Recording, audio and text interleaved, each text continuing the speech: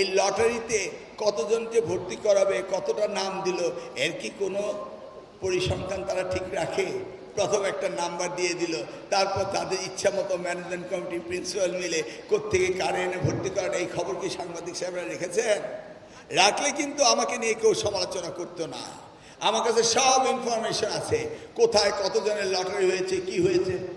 এই লটারির জন্য আমার কচুয়ার ছেলে মেয়েরা ভিকান্ন এসে লটারিতে অ্যাপ্লিকেশন করে, যদি টিকিট লাগিয়া যায় তাহলে ঢাকায় বাসায় নিয়ে আসবে। এই যদি লাগিয়া যায় চান্সেও মানুষ থাকে। আবার আমাকে নিয়ে সমালোচনা করে যে গরিব ধনীর বৈষম্যকে উনি নষ্ট করে দিচ্ছেন।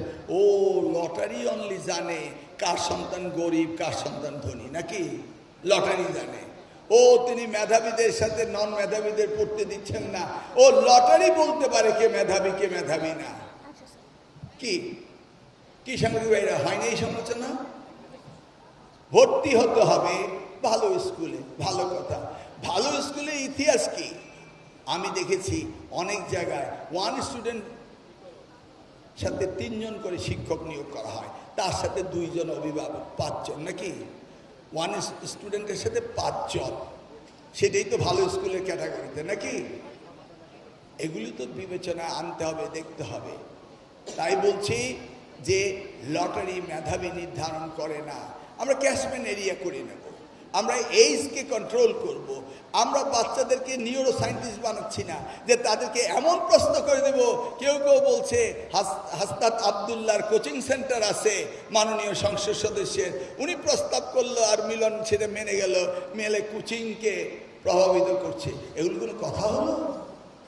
হ্যাঁ, ক্লাস 1-এর ছেলে কোচিং সেন্টারে যাবে, তাই এটা কি হয়? এটা জেনারেল পরীক্ষা হবে, ভালো মন্দ দেখা যাবে। একবারে যদি বেশি হয়ে যায় দ্বিতীয়বার যাবে, তৃতীয়বার যাবে। আমরা তো ওই জায়গাও মেধাবী হান্টিং করতে পারি, নাকি? কিন্তু তাই বলে আমরা লটারি করে দেব, এটা তো হয় না। This is not the equate system. আর সব জায়গায় ভালো ভালো স্কুল থাকে, ধরে নিলাম ভিকারুননিসা ভালো স্কুল, ল্যাবরেটরি আইডল ভালো স্কুল, তো ভালো ছেলে মেয়েরা পড়বে, অসুবিধা কী আছে? সব জায়গায় সব কিছু করতে এমন তো কথা নাই।